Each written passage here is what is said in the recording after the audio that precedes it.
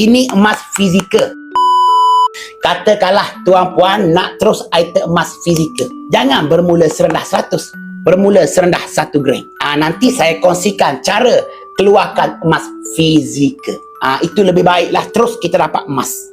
Tuan puan, emas yang terbaik bukan emas yang berada dalam akaun, bukan emas yang berada dalam sistem. Itu bukan emas yang terbaik. Emas yang terbaik yang berada di tangan kita, yang berada dalam kawalan kita, itulah emas yang terbaik. Sebab tu bawah bimbingan saya kan cukup 10 gram, 20 gram, 50 gram. Saya sarankan sangat-sangat keluarkan emas fizikal. Pegang sendiri, simpan sendiri. Itulah emas yang terbaik. Jadi, kaedah akaun gate ni tuan puan, kita menabung gram emas dekat sini, ini bukan emas digital, ini emas fizikal. Cuma terpulang kepada kita nak keluarkan emas atau tidak. Sebab kita boleh keluarkan bila-bila masa. Nak keluarkan 10 gram, 20 gram, 1 kilo emas tak ada masalah. Bila-bila masa.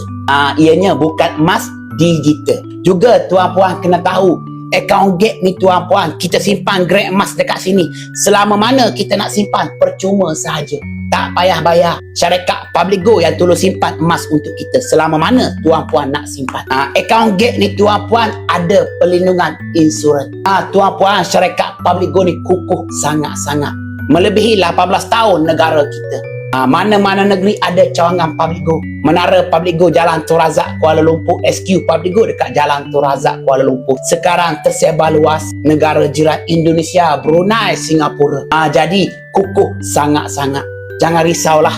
Tapi walaupun syarikat Publigo ni kukuh sangat-sangat tuan puan, tetap juga saya akan cakap emas yang terbaik, emas yang berada di tangan kita. Tuan puan, apabila kan kita buat tabungan emas, kita beli emas dapat fizikalnya, walaupun syarikat itu lingkup, tutup, bankrupt sekalipun, kita tak akan terkesan apa-apa.